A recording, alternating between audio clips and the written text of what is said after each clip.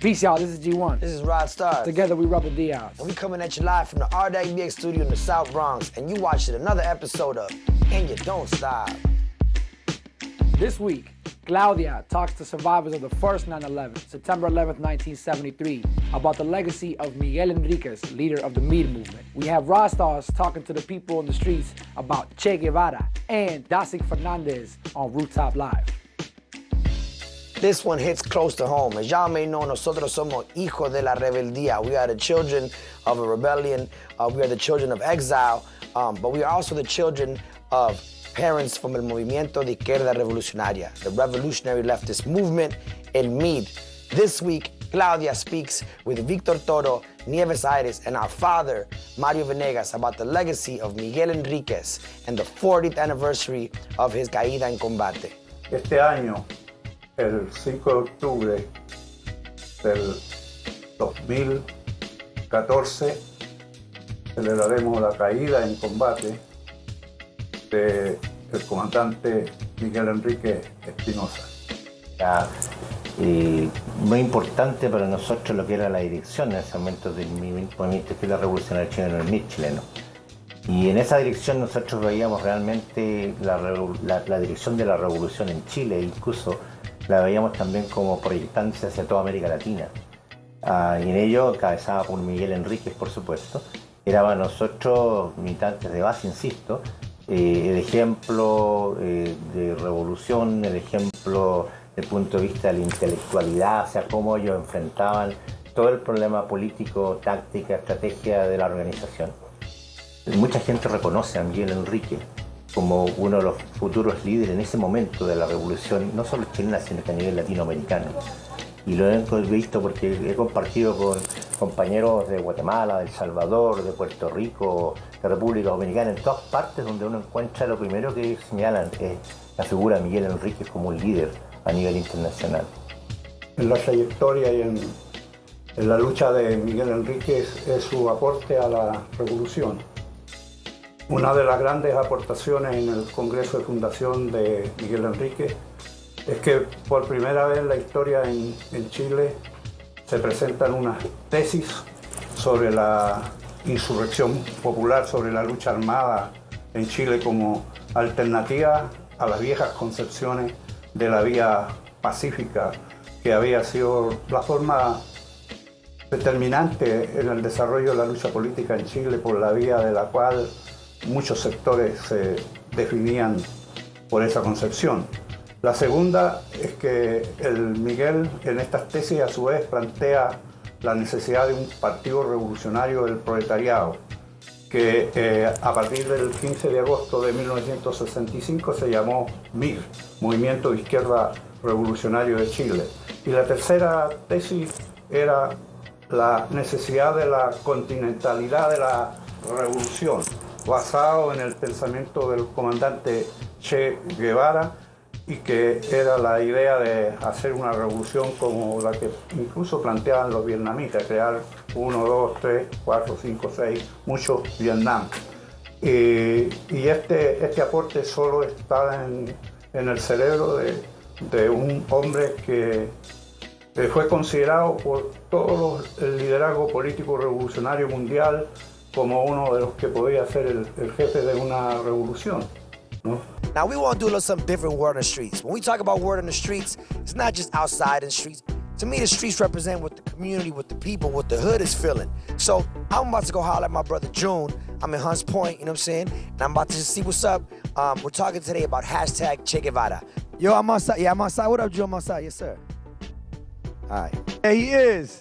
If anybody that does music in Hunts Point, most likely they've been to the studio, you know what I'm saying? We about to go in. This is June, representing Waco Division. Why you think it's important, like, for folks in the South Bronx to know about Che Guevara?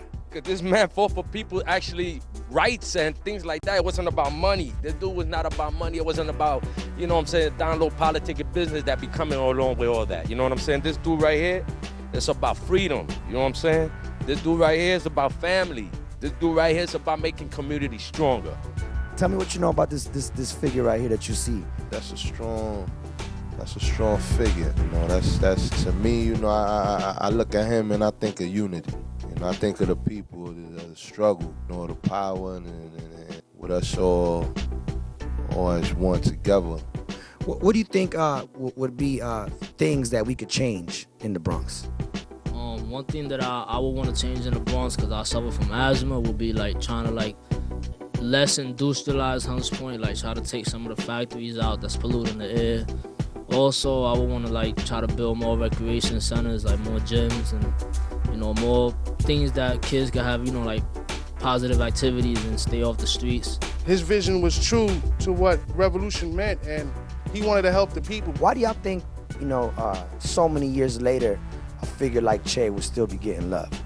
Because Che was for the people.